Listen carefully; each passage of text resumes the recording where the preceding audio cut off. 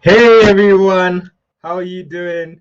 Welcome back to the Big Sky with your host Isaac Yami, a show where we get to explore the unlimited possibilities of aviation. And we're back again on a Tuesday. Last time we were on a Wednesday, but yeah, we're gonna be sometime fluctuating between Tuesday, Wednesday, but it's still the Big Sky. I am happy to be here back again, and today is quite an interesting day, as usual. And I'm gonna call upon my co-host, the one that I share the space with, Mishael. Hi, Co-host, Isaac. what's good? I'm good. Hi, How are you? how you doing? I always look forward to Tuesdays, so we can have our fun, a little on screen fun time.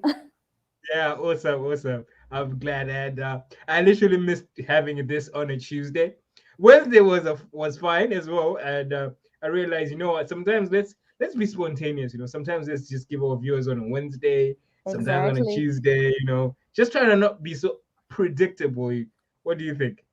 Yes, I agree. We should be a little bit unpredictable in life. It's important to keep the curiosity there. On Bay. Awesome. So today we have an interesting guest, and I like the balance. I like the balance that we have.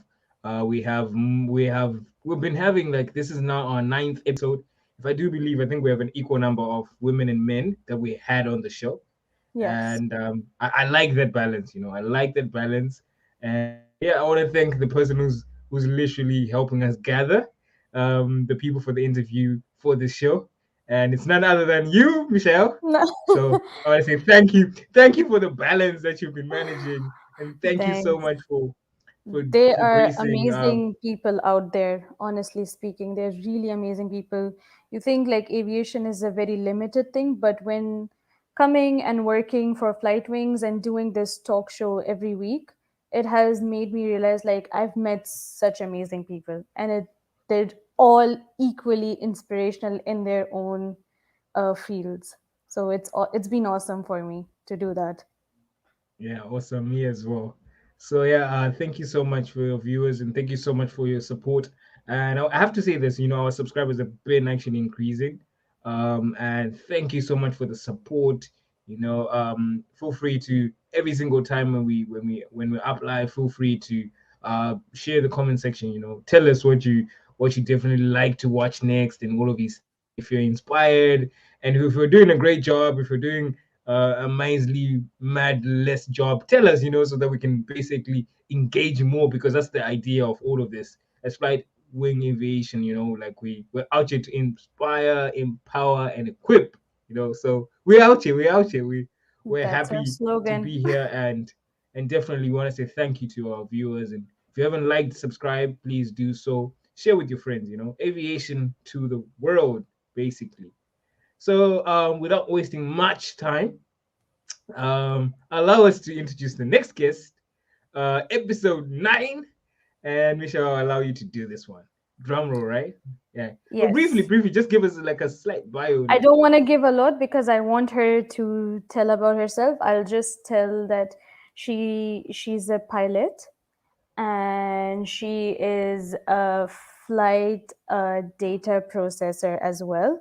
And she's an aviation YouTuber. Chuba. Look at that. I mean, I'm really glad we ran into her. So let's call her Brittany Pink, also known as the Pink Aviatrix.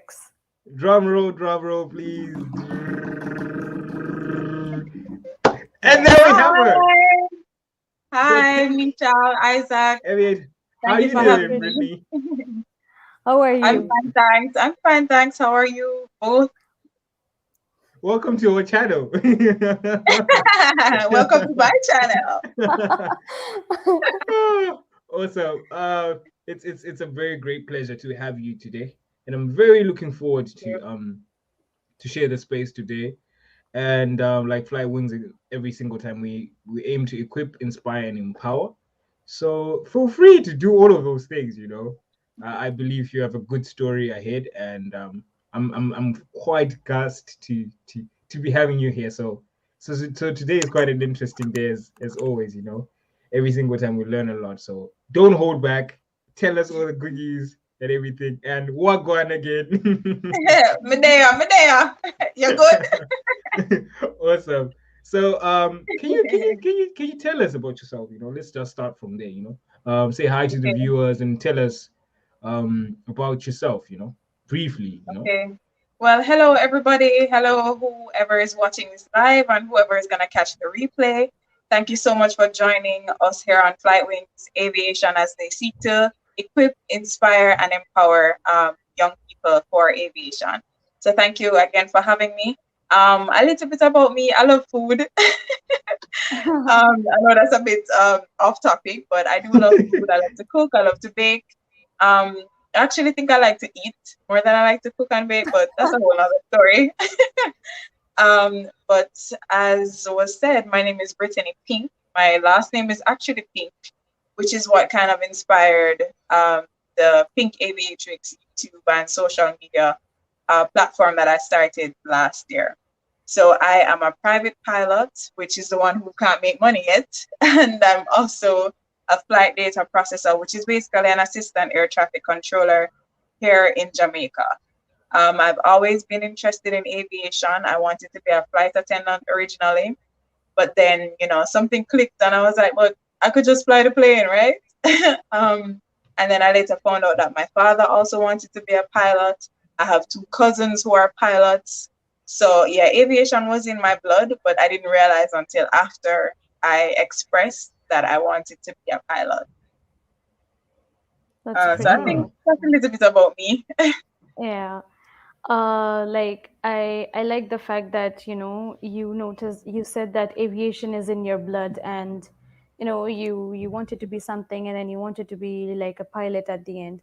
So Right, coming back, I read about you, talking about your career in pilot. Like let's go to the very beginning, okay, right. when it clicked that you wanted to be a pilot. So I read about you. You said about this airplane tour that you took when you were 17 years old. I think your cousins took you for that airplane tour, right? Yes. One of my Yeah, cousins who is a one. pilot took me on a tour, yes. Yeah. So you mentioned that it changed your life. I want to know, like, what happened. Can you tell us about that airplane tour? Like, where or what part during the tour did you realize, like, yes, this is what's meant for me? Well, I can't recall exactly what happened or what changed, but as I said, I wanted to be a flight attendant before. And I used to be able to see crop dusters. That's the airplanes that fertilize sugarcane in Jamaica because of where I lived in Jamaica. I used to be able to see those airplanes. So I think I was always interested in the airplane, but I just thought, okay, flight attendant was, the way to go because, traditionally that's what women were exposed to, right? And I Yes. had never heard about female pilot before until I got to high school.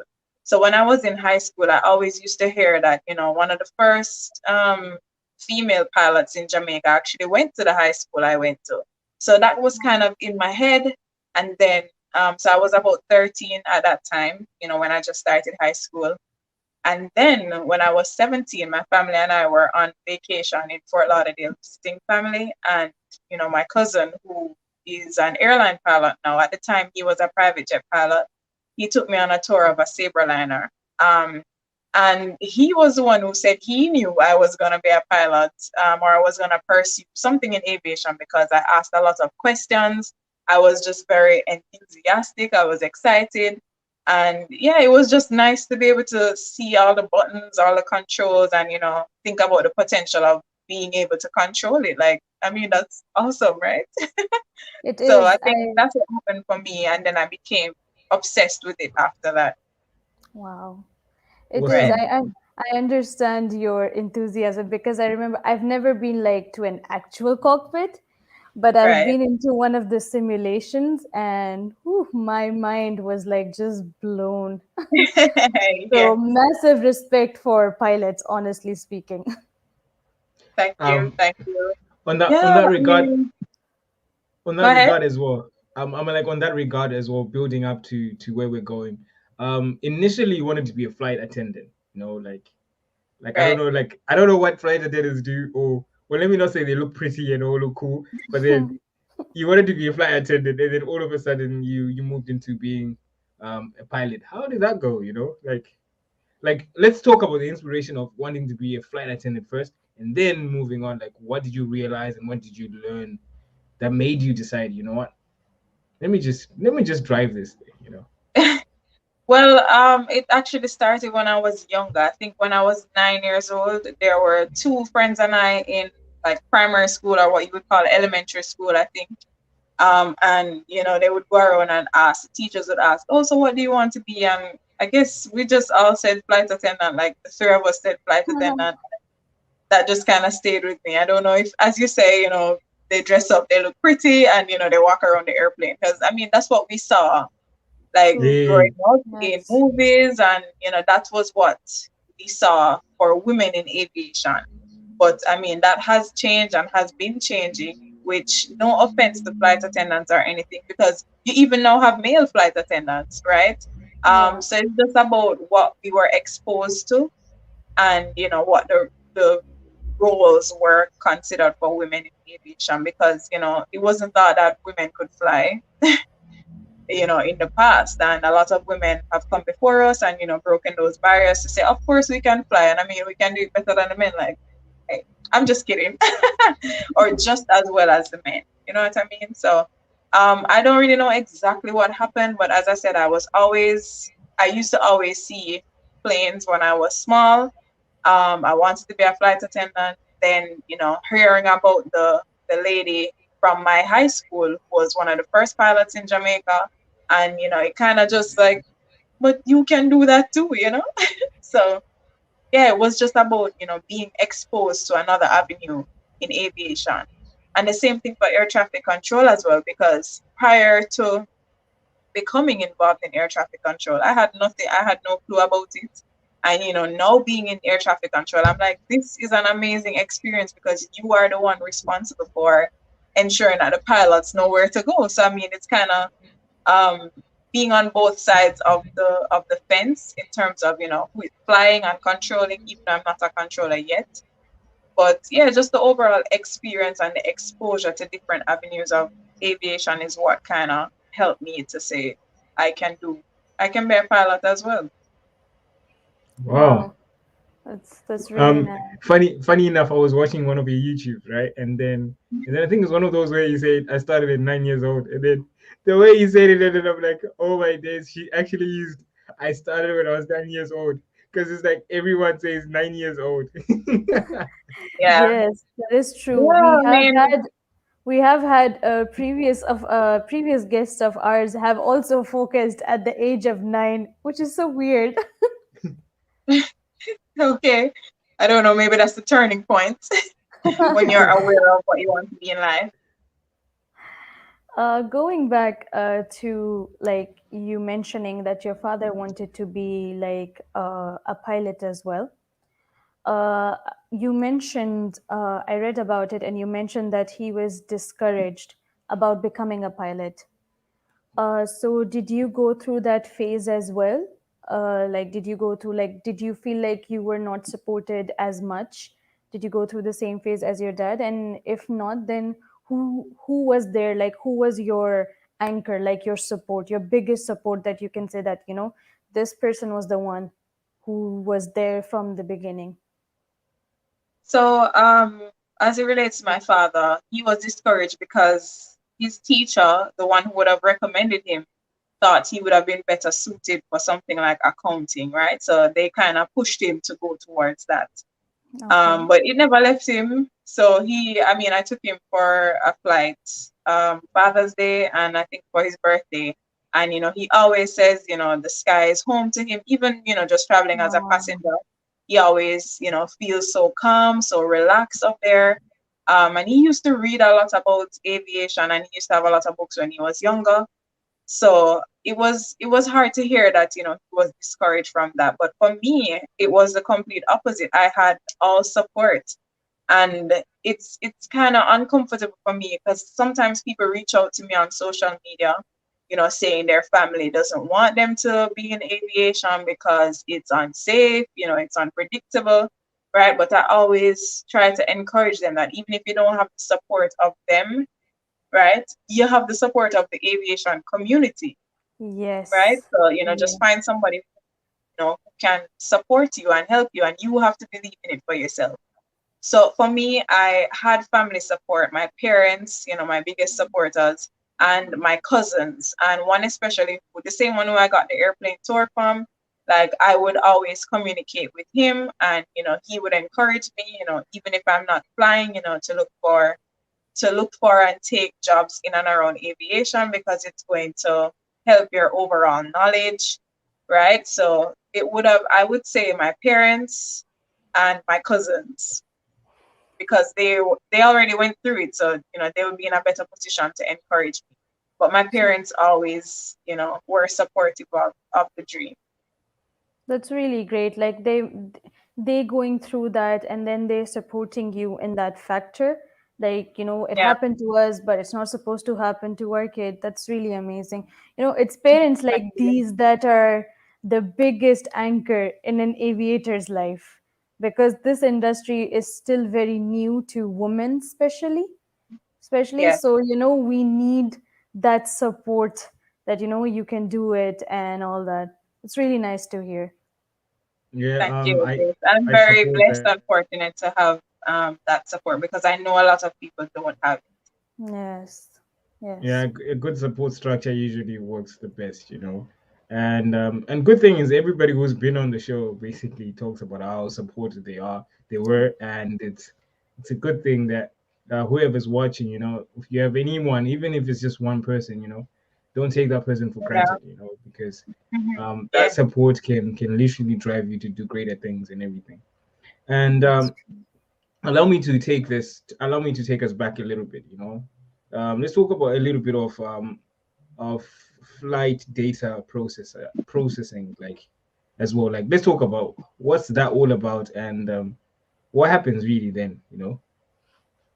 Okay, so a flight data processor is essentially an assistant to an air traffic controller. So the air traffic controller is a person who actually communicates directly with the aircraft or the pilots, and gives the control instructions, like when to climb, when to descend, when to turn, things like that.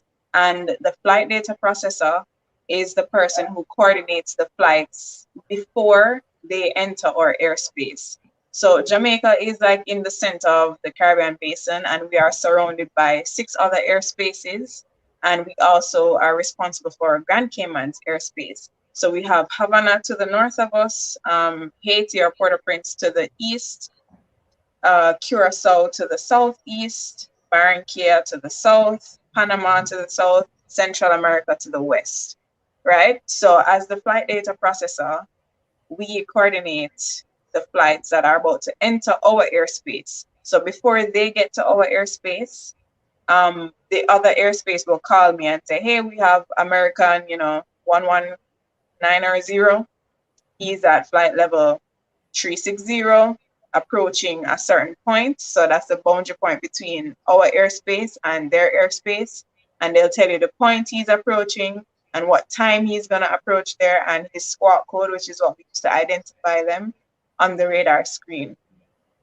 So it can get very busy as a flight data processor, because you're talking to 6 other airspaces, of course. and Yeah. each person has like 2 or 3 or sometimes even 10 estimates. We call them estimates.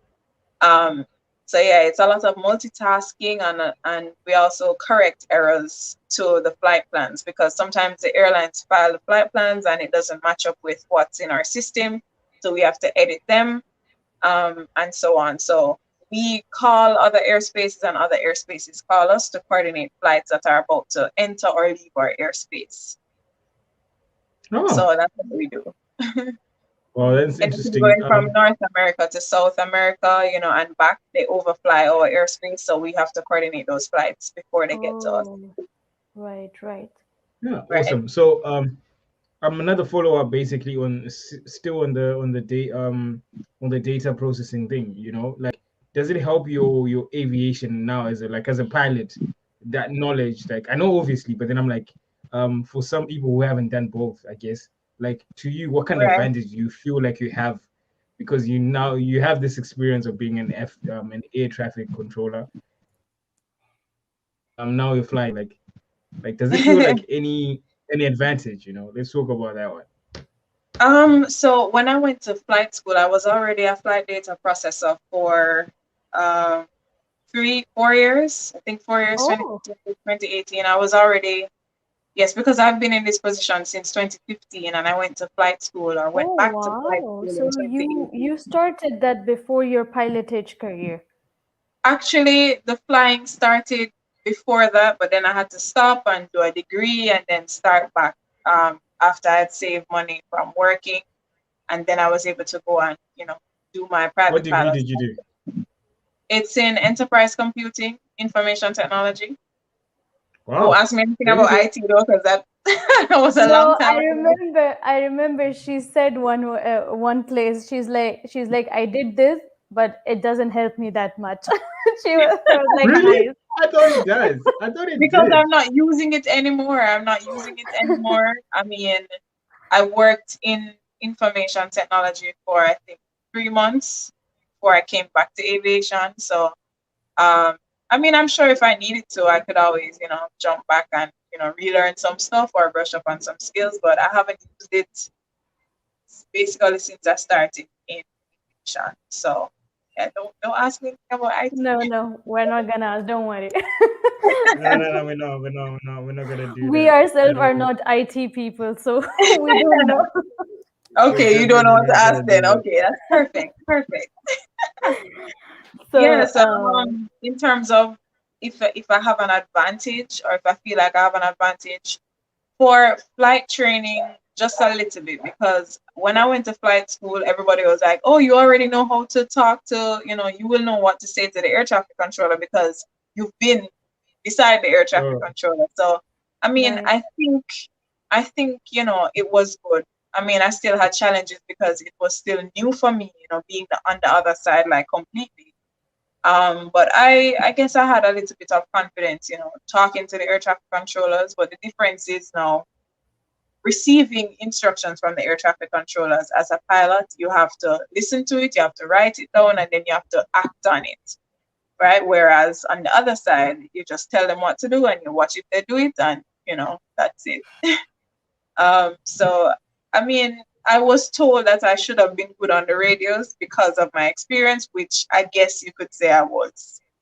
Um, but I didn't. I mean, I was still there to learn, so I was, receptive to any instruction I would be given and all of that. And it wasn't always perfect. Nobody's radio communications is perfect anyway. Of Um, course.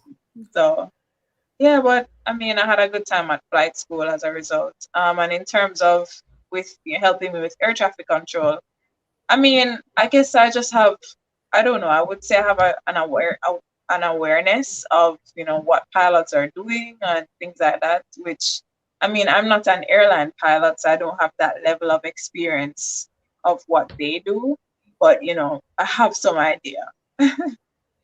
So, I mean, it just adds to my overall knowledge, I would think. Any kind of oh, information is good. It always helps you. Any kind of knowledge always helps you in the future. People think with time that maybe this might not help, but I personally believe that every knowledge is important. Any Yes, kind of knowledge is important. yeah. And in Coming back, aviation, yes, yes, sorry, continue, oh, I please. was just adding to that in aviation it's very interconnected. So if you're a Right. pilot and an air traffic controller, that's good. If you're a pilot and a mechanic, that's good, right? If you're a pilot and somebody who is into meteorology, that helps you as well because Right. it all works together. It's an intricate system, and you know it helps you to connect the dots more. Having experience in more than one avenue or more than one aspect of aviation. Of course, like you've been into those different fields. You're not just a pilot. You've worked Right. like as an ATC. That's a whole different career and a whole different field itself. Yes. So, yes, so that's really awesome that you've been you've been working in two fields which are so important, like an ATC and a pilot, and you've been a Right. part of both of them. So Thank you. I can only imagine how much fun you had. I'm kind of jealous. Say again? I'm saying I'm kind of jealous now that you had fun as an ATC and as a pilot as well. Yeah, I mean they're both very fun experiences. Very challenging at times, but a lot of fun. A lot of fun. Aviation is very rewarding, so yeah, it's a lot of fun.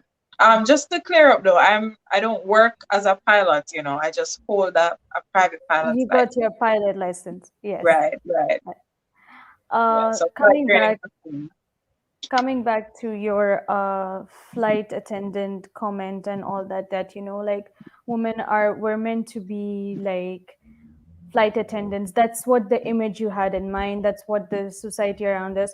I understand that because even in my country it's the same, that when I Right. told people I was studying aviation, they thought I was becoming a flight attendant. Yeah. So so I understand. And so do you like the aviation industry in your country, in Jamaica, did you face like a gender discrimination or a gender gap? Did you see like a gender gap or a discrimination there while working? So, I mean, I wouldn't say gender discrimination because I came up in a time where women were already flying in Okay. Jamaica, right? So we have quite a number of Jamaican female pilots and airline pilots. Um, Wow. but I know that they faced, some level of discrimination or exclusion because of their gender. As you said, they were traditionally groomed to become flight attendants, right? But Yes. personally, I didn't really experience that. In air traffic control, we didn't have, in the past, there were not a lot of females, but now, it's more balanced.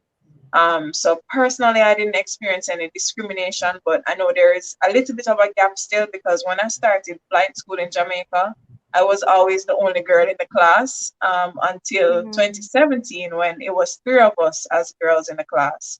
But then even when I went to flight school in Fort Lauderdale, I was the only girl in the class as well. So the ratio of men to women is usually more men, but I think that's changing. So in terms of a gap, I would say yes, there's a little bit of a gap, but I didn't really face any discrimination. But I know women still face that. And even back to the flight attendant comment, some female pilots, even now, they're standing at the cockpit door in their uniform with four stripes or three stripes on their shoulder. I just have one, right? And people will still say, "Oh, so you're the flight attendant, or oh, are you Oh a flight my attendant?" God. And they're just like, "Do you I'm see?" the Like, pilot. I'm sure they don't respond like that, but in their heads, they're like, "I have like three or four stripes on my shoulder. I'm standing in the cockpit. No, I'm not the flight attendant." So you have people who are still facing discrimination or like questions like, you know, how are you flying the plane? Or people, you know, don't want to fly if they know it's a female pilot. But personally, I didn't really experience any discrimination.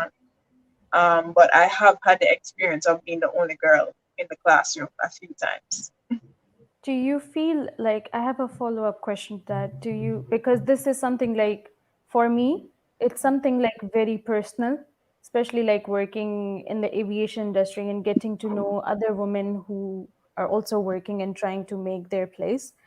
Yes. Do you feel like, as like maybe like as the only girl when you were like training as a pilot or an ATC where there are more men, do you feel like you have to work hard, so people can take you seriously? Like, do you think you have to push a little bit, not that much, but a little bit harder?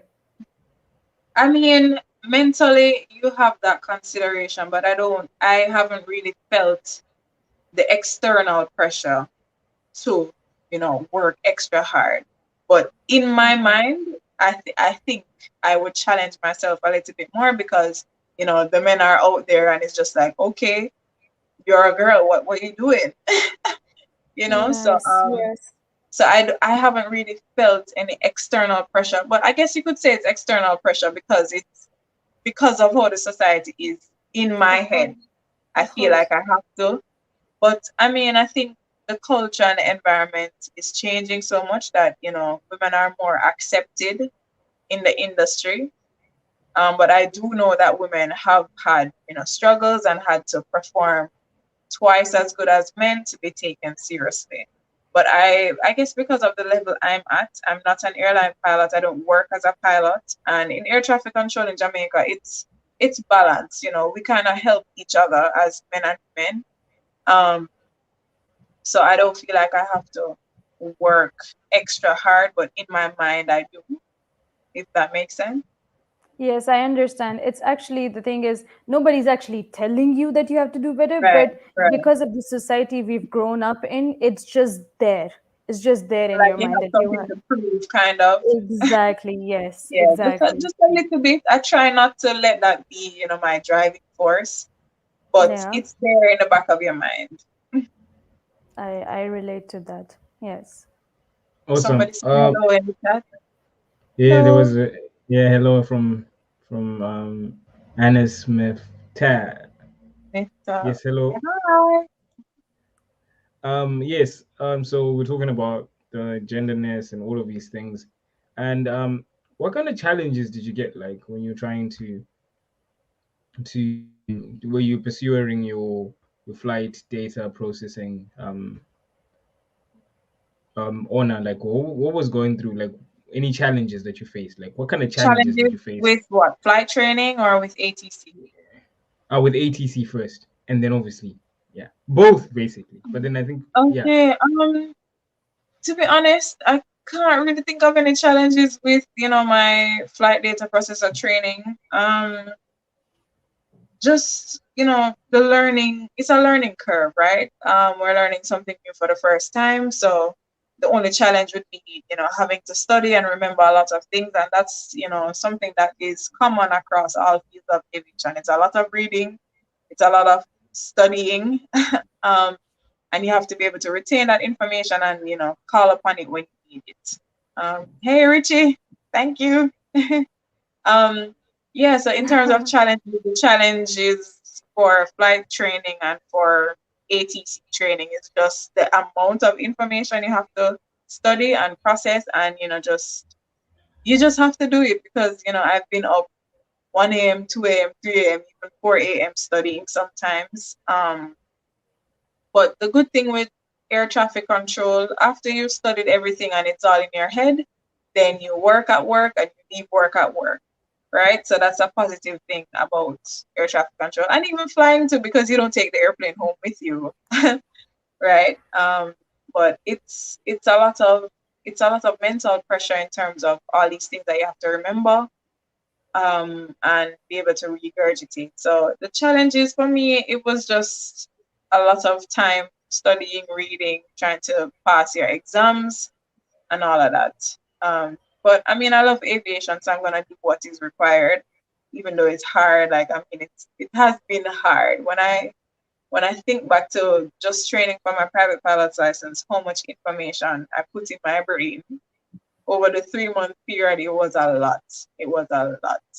And then physically flying the airplane, that's also, stressful on the body as well. So, oh yeah, one challenge for my flight training was I had vertigo for a portion of my training because I was flying, because I only had 3 months to do my PPL because I took some time off work.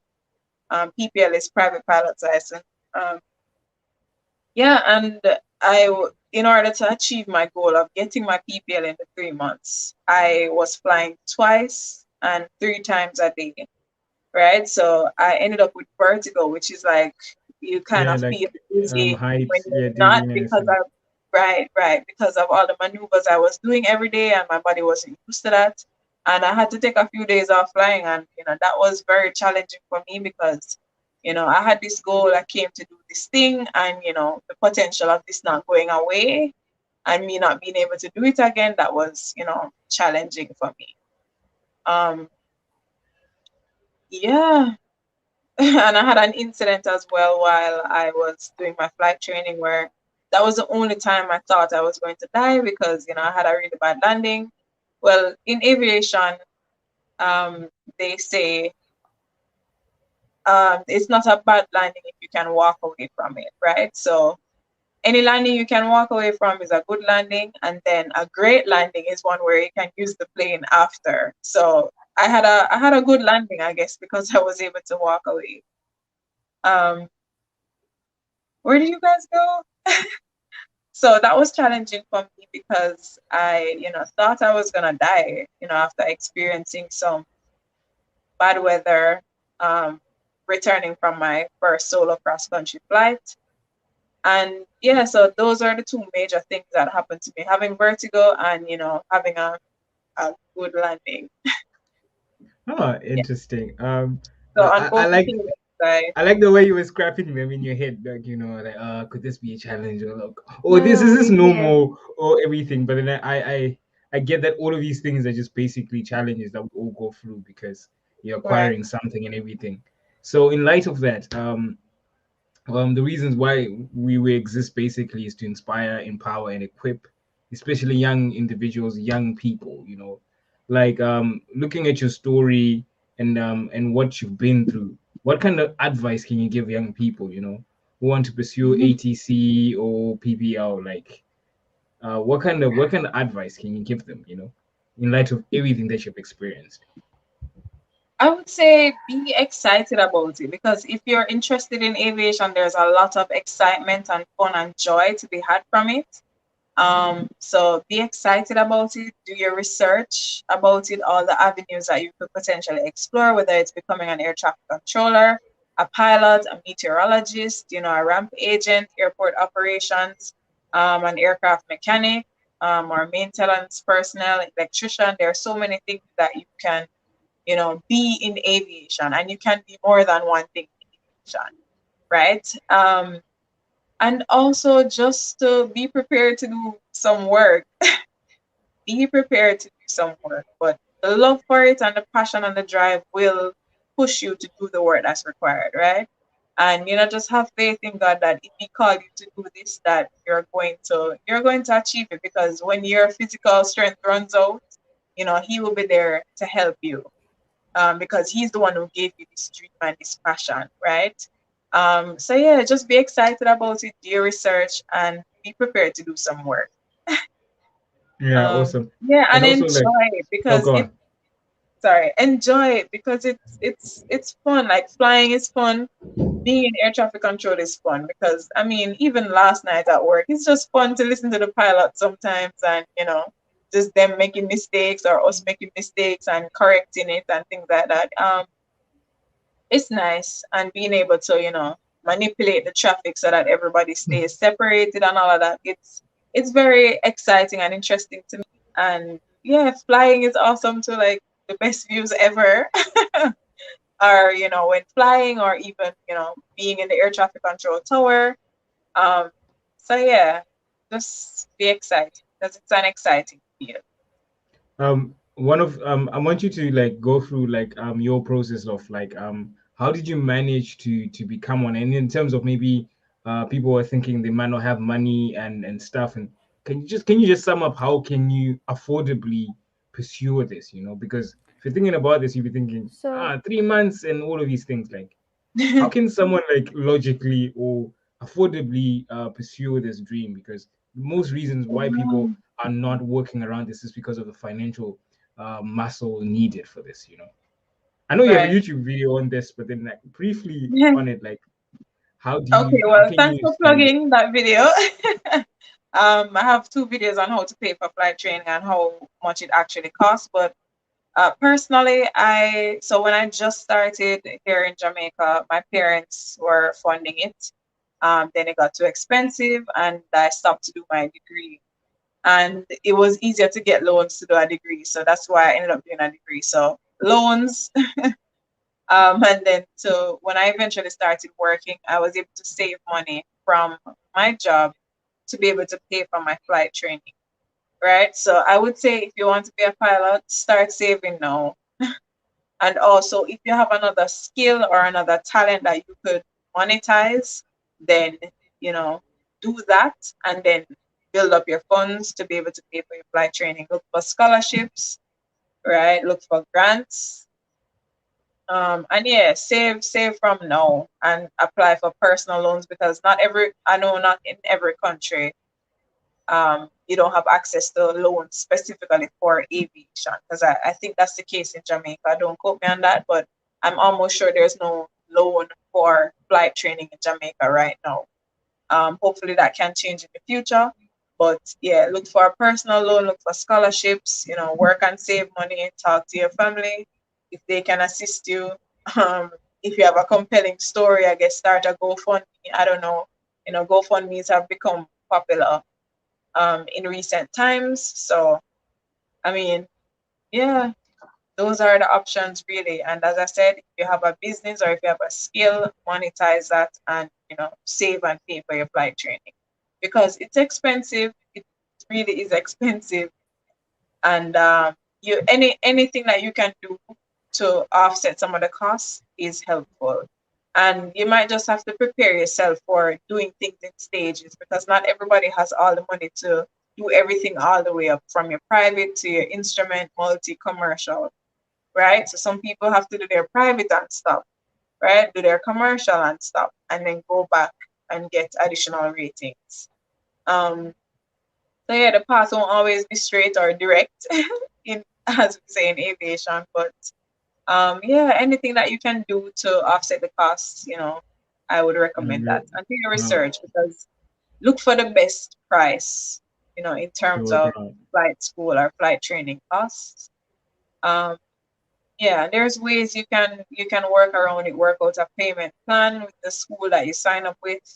And I know a lot of people, some people work at the flight school that they're students at, and then, I guess they would get discounts towards their flight training, or, use their salary deduction towards their flight training.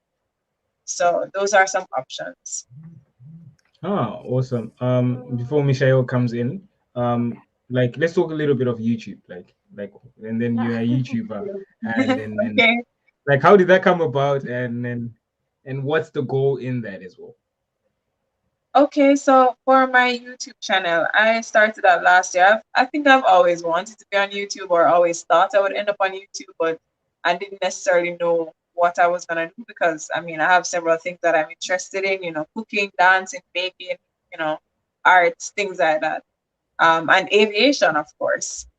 So it came out of a need where I saw, when I was preparing to go to flight school, because we have flight schools here in Jamaica, but they've been going through some transitional phases. So one is transitioning, or trying to redevelop, and one just started. And in terms of the availability of aircraft and all of that, which is why I ended up doing my PPL in Fort Lauderdale, right?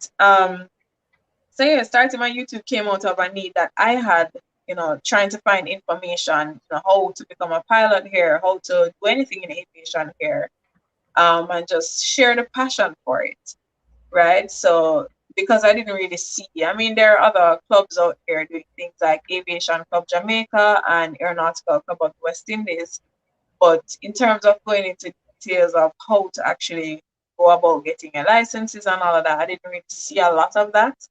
So I thought, okay, since I have this knowledge now, why not share it? And it's a way for me to connect with other aviation professionals and just share the passion and the knowledge, and just to collaborate and help improve the condition of the general aviation industry here in Jamaica, because we don't really have a lot going on here in terms of general aviation, but that is changing, because as I said, we have a new flight school now, and people are training, right?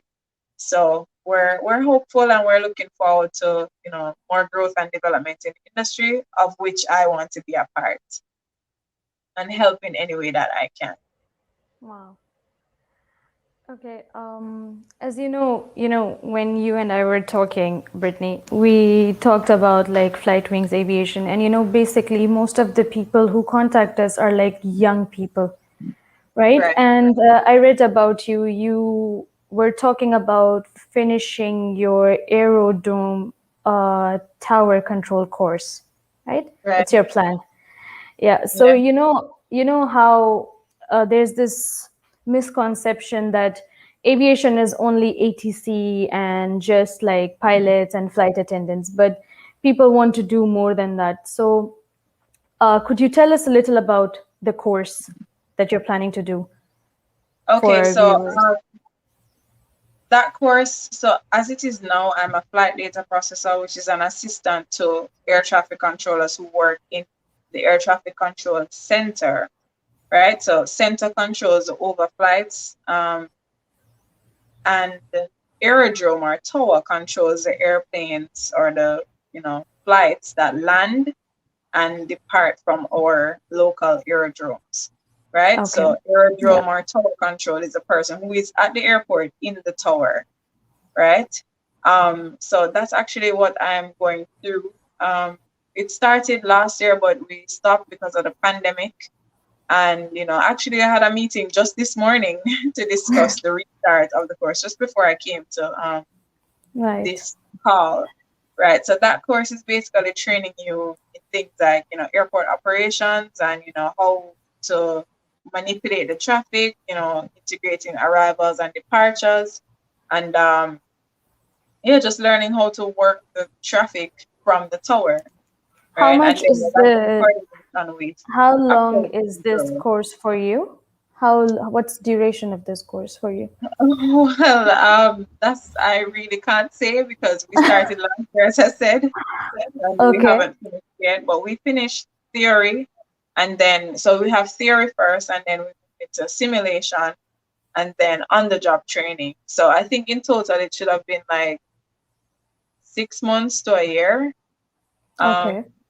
yeah, because I think it was 3 months in the classroom, and then it will be another 2 months or a month in the simulator, and then another 3 months on the job. Um, but yeah, I can't really say exactly how long it's going to last because it's been going on for a while. But we'll see how it goes. But after that course is completed, I will be an air traffic controller, or an aerodrome Wow. controller. Okay. Because right now I'm not a controller; I'm just an assistant to controller. Assistant. Yes, you're Right. just an assistant air traffic Right. controller right now. Um, you spoke about how the pandemic kind of changed things. Like, take us through how the pandemic affected aviation, especially in Jamaica. Like, Okay. Well, I mean, I saw it firsthand. We all saw it. All of us in air traffic saw it because usually, your radar screen is full and you're talking to a lot of planes. I mean, in the peak periods and then in the lull periods, you would have, less traffic. But when the pandemic hit and the planes, all the countries started implementing, travel restrictions or travel bans, like we saw a drastic downturn in our traffic. Drastic. Like, I mean, sometimes the airspace was empty, right? I mean, it was that serious, and it was Wow. Yeah. unsettling time for us because people started to worry about job security and all of that.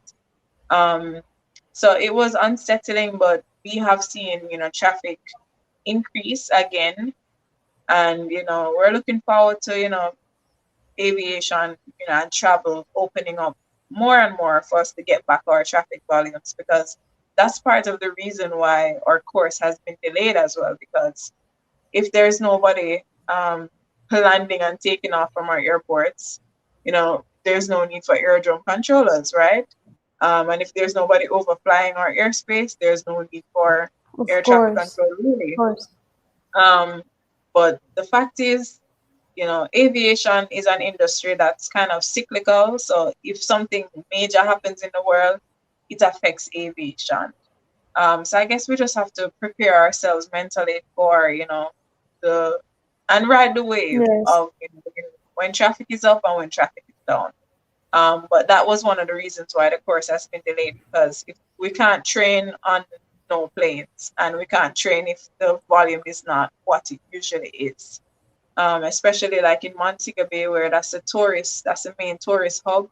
Like we would have a lot of aircraft, Hmm. right, landing and departing at a certain time of the day, and we didn't have that, so we couldn't really train. So, but it has come back to some extent. So training is starting again. So yeah, I'm just looking forward to when I'll be rated as an air traffic controller. But yeah, the pandemic had its challenges, but it also allowed us aviation professionals to connect more because a lot of people got on social media and was sharing memories of their time flying or their time air traffic and things like that. Um, yeah, so it has had its negative impact, but it has also enabled, even this connection that we're having right now. Yeah. Yeah, it seems as if not everything turned out to be bad, I guess, and it gave Yeah, us opportunities True. to You're work right around about all of that. these things.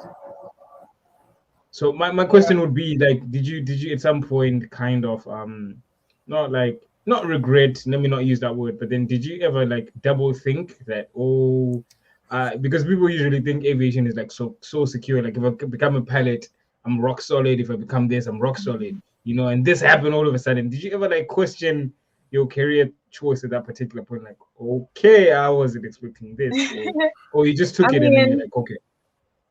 I did. I did, and I saw a lot of people on social media too, like pilots, turning to other forms of making money and things like that, or investing into other passions or other things that they were interested in. So yeah, I did question it, but there's everything has a purpose, and there's always time to explore other opportunities or other avenues. So I mean, things my brain has been working, but aviation will always be around. It might just take different forms over time, but I think it will always be around, and there will always be something for us to do in aviation. So it's about being able to pivot, and which is what I was saying. It's good to be in different aspects of aviation, right? So yeah, and I mean, a lot of pilots, took up drone flying as well, drone photography, all of that. Yeah, even my cousin did that. He, started a drone business, right? So yeah, I mean, it was unsettling, as I said, but I feel like it will always come back, right? Because we had, the 2008 recession when aviation took a hit. We had 9/11 when aviation took a hit, and now we had this pandemic. But it has always come back. So, I'm just hopeful and prayerful that it will always come back and we'll always have something to do because we love aviation and it's not going anywhere if we have something to say and do about it. Yeah, yeah, So, obviously, yeah. obviously. And also people will never stop traveling, I guess. Right, And right, right. that's never really a thing. Yeah, So people will as always be traveling and exploring different parts of the world. So, yeah. okay, so as we draw closer to the end, quick question. So when you're walking around, how do you look at the sky? You talked about airspaces and everything. Like, do you see coordinates? Like, how do you? I'm trying to imagine how you visualize the sky. Like, do you just see a black sky? Because most of us we do. I'm like, you understand airspaces and all of these things. So how? I'm like, how's the imagination now? When it comes to the sky. We just say sky is the Um, limit, but then So yeah. from being in air traffic control, and I even saw somebody post a video yesterday, and they were asking like, "What part of Jamaica is this?" And a controller commented like, "Oh, just inside Salop, which is a point in our airspace." Right. So I mean, I am not so au fait with exactly where the points are, but I'm aware of them. So I'll be like, "Oh yeah, he's on XYZ, like he's on the Upper Lima 417," because the routes have names as well, and I'll know where they are based on like where I live and where I'm seeing them. So yeah, I'm always looking at the sky. I mean, I'm always running outside and looking who's flying over, then run to Flight Radar, which is a website or an app that you can actually track flights on. Yes, I'm always doing that. So yeah, I'm always looking at the sky. At some point, I'm looking at the sky when I'm walking, I'm driving, I'm flying. So yeah, No, there's an increased awareness of the sky, but I think that was always there, which is why I ended up in aviation. So yeah. yeah, because I can imagine like because when I look at the sky, I'm just like it just looks so blank and so big and so unlimited, and but then you have this context as you're saying that you understand it differently and everything. I think these are the perks of being a flight processor, a data processor. I think it's fun, that your imagination is now more Yeah, involved. I mean, just think of it like highways in the sky. Just think of it like roads in the sky, how they're interconnected. Some of them cross at points. Like that's literally how it is, right? And our job is to keep them separated. So I guess you'd say air traffic control is like the stoplights of aviation. I don't know if that makes sense. Um, Yeah, yeah, it because the does planes actually. don't stop, but we have to ensure that they're separated. And there are certain things that are written into our procedures that ensure that they're separated, right? So yeah, that's how it goes. Yeah, awesome. So, Michelle, take us with the last question. I think you're muted. We can't hear you.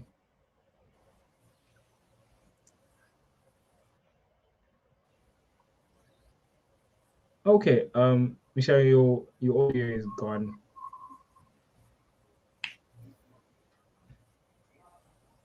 Okay, whilst this is happening, I want to say thank you for watching. Like, until real now, before all of these happened, and I just also want to mention that our junior aviation course kickstarted today as well, and we're excited to find out how that's going to go. And then um, obviously, those who still want to join the aviation course, dates will be advised later on. And I think Aviator, you back. Yes, I'm back. I don't Awesome. know what happened there. Yeah, you and Michelle decided to disappear. Yes, Michelle, are you back? Hello? Yes, you back. She's kind of frozen. Okay. So moving on towards our last question. Sorry guys, I'm having some network problem today. Anyways, toward now that sadly we're towards our last question, I want to ask you, Brittany, what advice would you give to the young generation who want to pursue a career in the aviation industry? What would you advise them as someone who herself has been in the aviation industry for so long? Um, just do your research, as I was saying before. Do your research. Be excited about it. Be prepared to work hard. And just enjoy it as well. You have to enjoy it because I mean, if you have to enjoy it and you have to love it because it's a lot of work. It's very rewarding, but it's also very unforgiving because we've had loss in aviation, which it's a part of it, sadly. Um, but as I said, it's rewarding as well. So I mean, it's kind of like high risk, high reward, but at the same time, it's enjoyable, and you get to express and experience so much that as you said earlier, regular people don't get to experience. So yeah, it's just a beautiful industry to be a part of because of the experiences, the connections, and the genuine love that's shared in the industry. Because since being on social media, with the Pink Aviatrix, I have connected with so many people who are just genuine and giving and helpful. And a few people have reached out to me as well who, have said I've been very helpful to them and just inspire them and things like that. And I mean, that's what it's all about because if you love something and you can inspire somebody else to, do the same thing or pursue what they love, it's really a, a good feeling. It's a good feeling because you love it so much and, you get to help somebody else who could be struggling and, wants to do the same thing or, something similar. So yeah, just be excited about it, be passionate about it, be prepared to study a lot and enjoy the journey because it's a journey and you know it's something that we love. So it's just beautiful and you just have to enjoy it. You have to enjoy it and you will enjoy it. I mean, if you have the slightest interest in aviation, just find the part of aviation that you enjoy and you will love it. Awesome. Enjoy, enjoy, enjoy. That's all I Wow. Yeah. heard. Work hard and Yes. enjoy so much. So I just want to say thank you for gracing the show. And my last question from me obviously would be the what do you think the future holds for aviation? You know, like let's be futuristic right now. Maybe 2040. Yeah, just futuristic, just a guess. Like, what do you think the future holds for aviation? Well, I think the future is now because you see, we have had a lot of space exploration recently. So the future will definitely involve space and more frequent trips to space and probably more people in space. Um, and also, I've seen flying cars being tested as well. So we'll have a lot more of that, I would think. A lot more drones because that's also, that's something that also became more popular as a result of the pandemic. So yeah, I mean, I think the future is now, and in terms of what people are studying, what people are exploring, you know, it might involve drones, flying cars, and space. That's what I Yeah, think. awesome. I always want to say on this space, my aviation days are gonna come closer because I'm planning to buy a drone. So yeah, Okay, I'm gonna link nice, up. Like I'm nice. planning to buy a drone Okay, for videography. So it's gonna be nice, interesting. So nice. Michelle, I am going to be an aviator of some sort. Yes, yes, that's awesome. I mean, that's Yeah, soon lower enough. risk, Yeah, lower soon risk enough. than flying an Um, actual plane, but you would still be called a pilot, just a drone yeah. pilot. So yeah, awesome. Go for it. So definitely, I'm planning to do that. So yeah, it's I hopefully the next time I would have bought when we come in contact, I bought the drone and then I would have flown it. And then I'm like, I kind of feel what you mean, you know, like a semi feeling. But Yes, yes. I just want to say thank you so much for gracing the show. And um, do you want to like tell the audience where they can follow you on social media and your handles and all of these spaces that you're usually on, you know, and so that people Okay. can follow up your journey as well. Okay, well, I am on Instagram at the Pink Aviatrix. I'm on YouTube at Pink Aviatrix. And if you want to email me, it's the pinkaviatrix.info@gmail.com. So yeah, that's where you can find me. Yeah, awesome. Um, thank you Subscribe, once like, and again. share. Thank you once again, and please do go and check her YouTube. I've been there, and please do check there. There's good content. Yeah, she seems serious, but she hella funny though. So yeah, so it's cool. Like Thank you. you see a funny side of her as well. And aviation is not so serious. And thank you so much. And I wish you the best success in your aviation career. And the next time I always say this, the future is first class for me. I'm not gonna be flying no economy, not because I don't want to, but I feel like if I have so many of my friends who are pilots, I feel like I just want to be in first class so that I can just chill and be closer to the pilot, you know, something like that. So yeah, I'm just Okay, speaking this well, to speaking into existence. being then. There you go. And thank you so much for Yeah, having me. It was a pleasure meeting you, Isaac and Michelle. Yeah, and all the best in your respective endeavors as well. So thank you so much for having me. I really enjoyed this. And awesome. it's bedtime we for had you a guys lot now, of fun right? as well.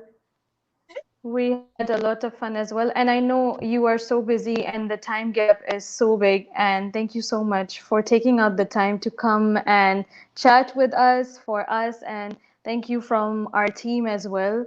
Because I know it was very difficult to communicate. The communication between Yeah, us it was was very hard for us to difficult. talk. Yes, we would talk like It one was day difficult apart. for us to communicate. I was Yes. sleeping, and then you were up, and then you were sleeping, and then I was Yeah, like up. I would So, message you at 4 but a.m. My thank you time. so much.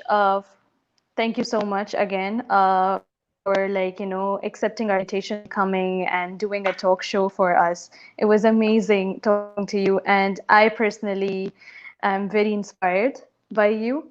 It was amazing to Mm. know you personally and to hear from you about your professional life and everything. And I'm hoping that our viewers would be inspired by you as well. So thank you so much for coming. Thank you. And this has been very humbling, you guys reaching out to me to want to hear from me. So thank you so much for that as well. Awesome. So, everyone, to the viewers, thank you so much for tuning in. This does not exist without you, viewers. So, thank you so much. And if you haven't liked, subscribe, please do. You have been watching the Big Sky, where we get to explore the unlimited possibilities of aviation. So, from me, Isaac Yami and Mishael, and the Pink Aviatrix, it is bye for now, and see you the next time. Bye.